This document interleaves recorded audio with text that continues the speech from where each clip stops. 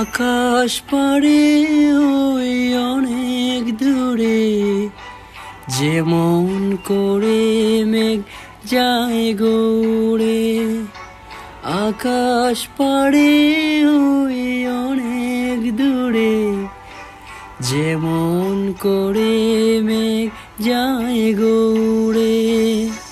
যেমন করে সে হাওয়ায় ভাসে, কই তাহার মতো তুমি আমার স্বপ্নে কভু ভাসো না তো।